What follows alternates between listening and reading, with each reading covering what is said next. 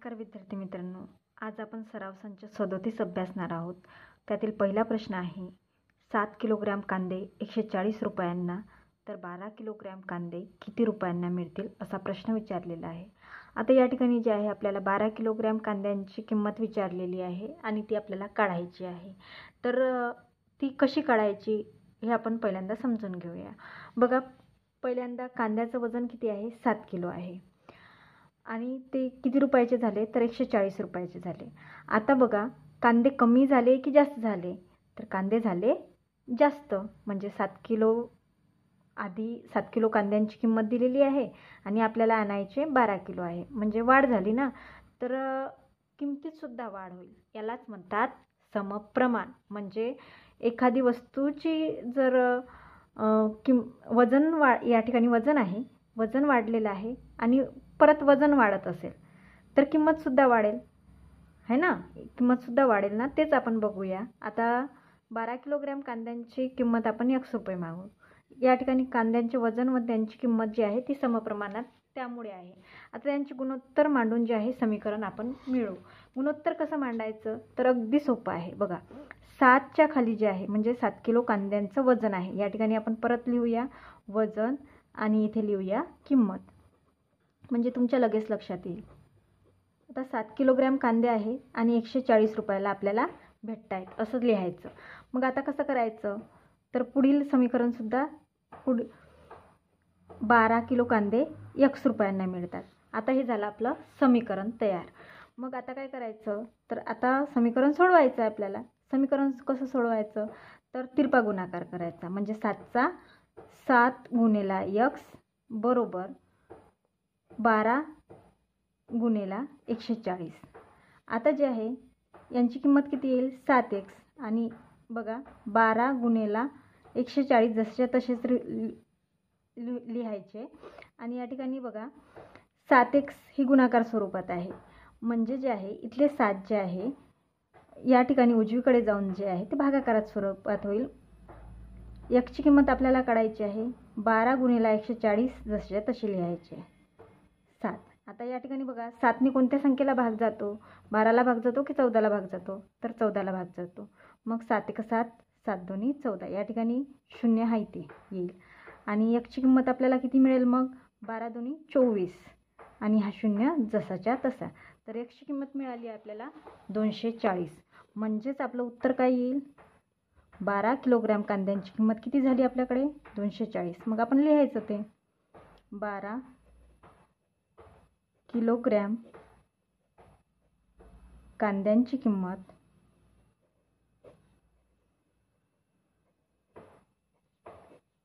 240 रुपये.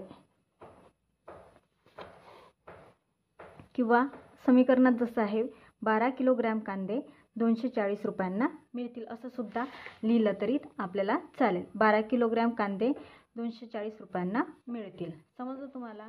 आता नेक्स्ट दुसरं उदाहरण आहे, 600 रुपयांमध्ये 15 पेंड्या कडबा मिळतो तर 1280 रुपयांमध्ये किती पेंड्या कडबा मिळेल? आता या ठिकाणी किंमत दिलेली आहे आणि पेंड्यांची संख्या दिलेली आहे. म्हणजेच 1280 रुपयांमध्ये किती पेंड्या कडबा मिळेल ते आपल्याला काढायचे आहे. तर त्या पेंड्या ज्या आहे x पेंड्या मिळतील असे आपण मानू. पेंड्यांची किंमत बघा, पेंड्यांची किंमत जी आहे पहिल्यांदा 600 रुपये होती आणि नंतर जी आहे ती वाढून जी आहे 1280 रुपये एवढी झालेली आहे. म्हणजेच जे आहे आपल्या पेंड्या पहिल्यांदा 15 पेंड्या 600 रुपयाला मिळाल्या. तर किंमत वाढल्यामुळे त्या पेंड्यांची संख्यासुद्धा वाढली असेल. त्याच्यामुळे जी आहे ती पेंड्यांची किंमत व पेंड्यांची संख्या जी आहे समप्रमाणात असल्यामुळे गुणोत्तर मांडून आपण समीकरण मिळवू. तर जे आहे आपल्याला समीकरण मांडायचे आहे जसेच्या तसे. 600 या ठिकाणी बघा 600 छेदामध्ये 15 बरोबर 1280 छेदामध्ये x आपल्याला मानायचे आहे. आता आपण जे आहे ते समीकरण सोडवायचं आहे. या ठिकाणी जे आहे 600 x होईल बरोबर जे आहे 1280 गुणेला 15. आता जे आहे x या ठिकाणी राहील आणि हे 600 आणि x जे आहे गुणाकार स्वरूपात असल्यामुळे जे आहे या ठिकाणी ते भागाकार स्वरूपात जाईल. 1280 गुणिले 15 छेदामध्ये 600. आता आपल्याला भाग द्यायचा आहे. पहिल्यांदा जे आहे 0 जर कट होत असेल तर कट करून घ्यायचं. या ठिकाणी 0 0 कट करून घेऊ. आता 15चा पाढा बोला. 15 1 15, 15 2 30, 15 3 45, 15 चौक 60. तर 4ने भाग केला. नंतर या ठिकाणी 4 1 4 आणि 128ला भाग देऊया. 4 3 12 आणि 4 2 8. तर xची किंमत किती आलेली आहे? xची किंमत आलेली आहे 32. म्हणजेच आपल्याला उत्तर काय लिहावं लागेल? तर उत्तर आपण लिहिणार 1280 रुपयांमध्ये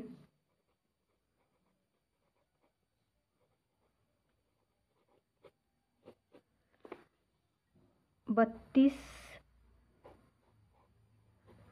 पेंढ्या कडबा मिळेल.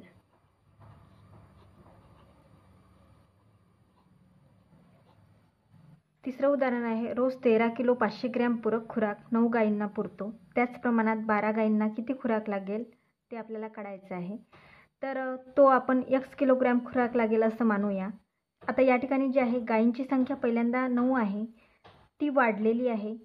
म्हणजेच जो आहे आपल्याला खुराकसुद्धा वाढवून घ्यावं लागेल. म्हणजेच या ठिकाणी हे गायींची संख्या व त्यांना लागणारा खुराक हे कसे आहेत बरं? समप्रमाणात आहे.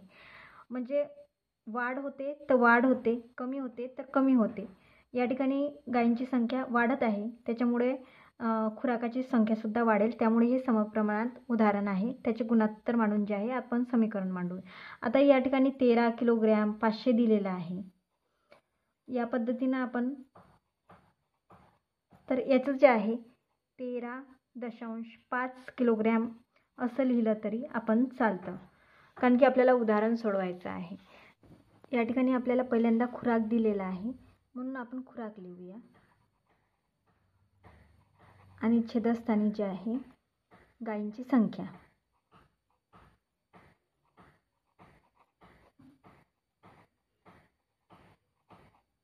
त्याच पद्धतीने आपलं उदाहरण सुद्धा 13.5 किलोग्रॅम 9 गायींना खुराक लागतो.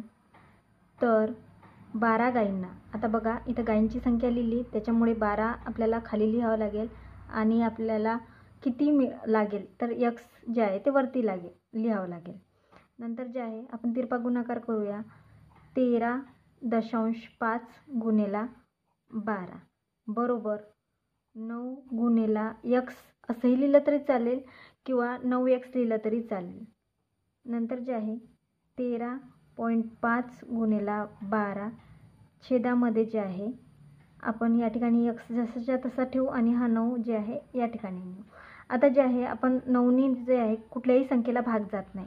मग अशा दोन संख्या बघायच्या की त्यातील दोन संख्यांना जे आहे कोणत्याही संख्यांनी किंवा कोणत्याही अंकाने जे आहे भाग जाईल.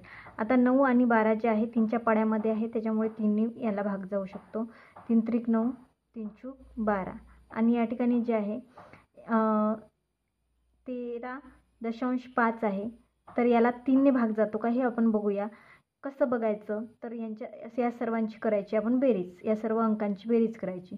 1 आणि 3 4 होते, 4 आणि 5 जे आहे 9 होते. तर 9 3ने या संख्येला भाग जातो, त्याच्यामुळे आपण भाग देऊया. तर 3 चूक 12, 1 उरला आणि 3 5 15. पण दशांश चिन्ह असल्यामुळे आपण इथे दशांश चिन्ह द्यायचं. म्हणजेच आपलं उत्तर किती आलेलं आहे 4.5 गुणिले 4 या ठिकाणी आहे x. आता गुणाकार करूया. 4 पंच 20, हातचे आले 2 आणि 4 चूक 16, 16 17 18 या ठिकाणी जे आहे x ची किंमत किती आलेली आहे तर x ची किंमत आलेली आहे 18. म्हणजेच आपल्याला उत्तर लिहावं लागेल की 12 गायींना 18 किलोग्रॅम खुराक लागेल.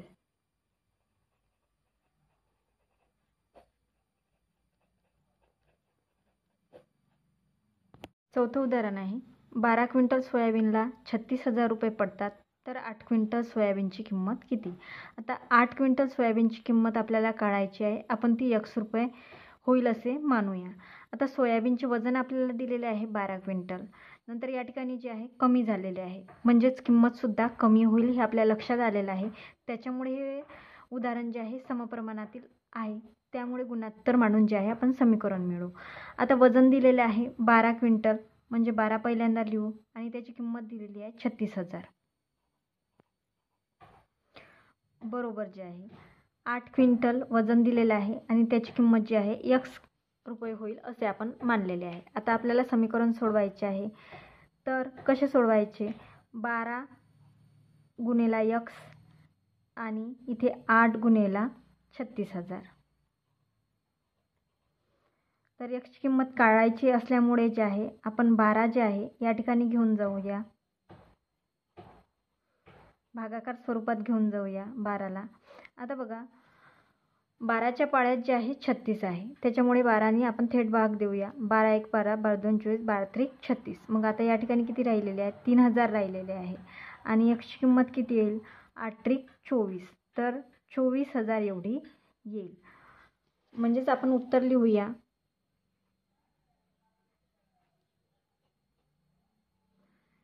की 8 क्विंटल सोयाबीनची किंमत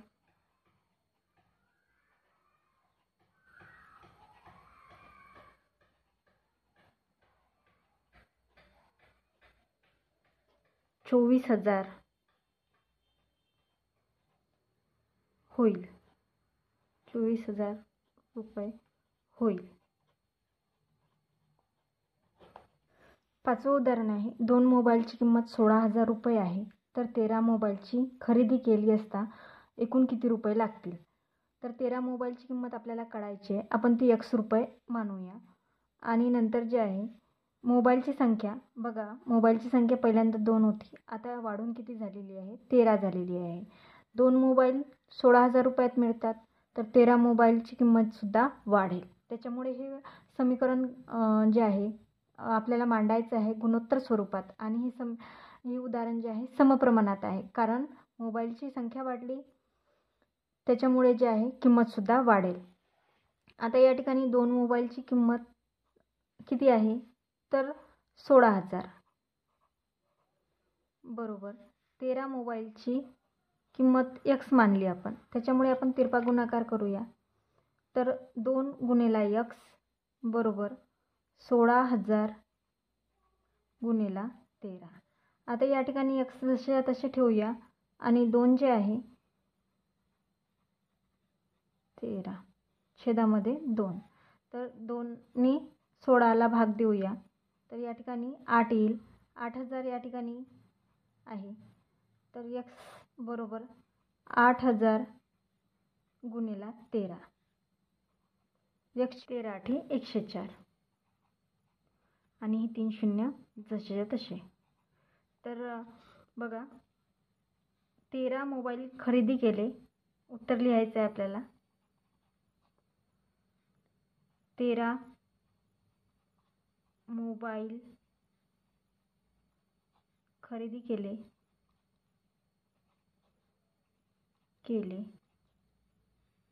तर एकूण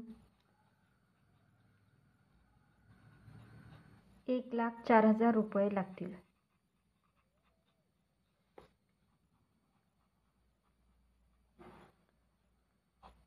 धन्यवाद.